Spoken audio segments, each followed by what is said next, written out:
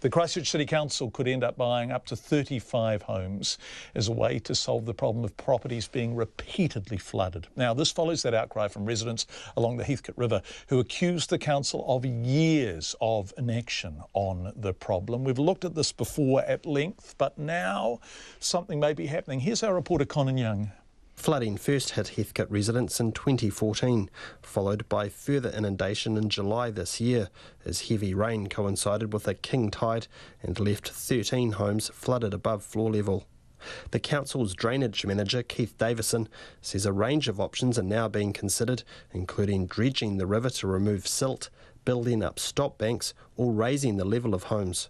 He says if none of that works, the council could, as a last resort, look at purchasing between 25 and 35 properties. What we look to do is to find options to defend properties from flooding in the first instance, and then once we've worked through all the options and we find if we have any properties left that are still vulnerable to frequent flooding, that's when the policy can kick in. Keith Davison says property purchase has yet to be approved by the council and has still not been costed. He understands why some homeowners are feeling frustrated at their homes being repeatedly flooded. But he says the council's ability to do anything about it has been hampered by dramatic changes to the land caused by the 2011 earthquakes. The Heathcote is an extremely complex catchment area.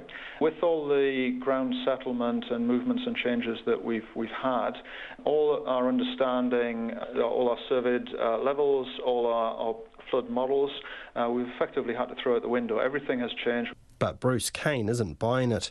He had water through his home in 2014 and lost 2 cars. He then had to put in another insurance claim in July when the river flooded his sleep-out and garage.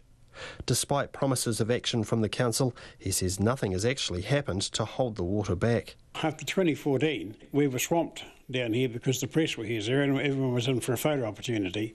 Since then, we've been deafened by their silence. Well, I've been to every meeting that they've held, and the most I've got out of the meetings was a drink bottle from Civil Defence. Gabriel Lewis's home was also flooded in 2014, along with 2 of her cars. A catering company she was running from a sleep-out was also damaged, leaving her without an income for 9 weeks. Cue July, and she was out with sandbags trying to prevent a repeat. She feels like she's under siege and says her mental health has suffered. The pressure that goes on you living with just the fear of rain, it's phenomenal. You can't lie in bed and listen to the rain on the roof and think, oh, that's nice, I'll just get cosy. You jumping up and down, you're looking outside, is it raining, what's happening, do I need to move the cars? News the council is finally promising action does not fill her with confidence either. Every time we get sort of a flood situation, then they all sort of jump to action. Oh yeah, I forgot about that river thing. We really need to do something about that now. Oh, let's send out a newsletter and tell them we're onto it. And that's, you know, that's how it feels. The range of options the council is proposing to reduce the impact of future floods will be voted on by the full council on November the 23rd. In Ototahi for Checkpoint, ko Conan Young tēnei.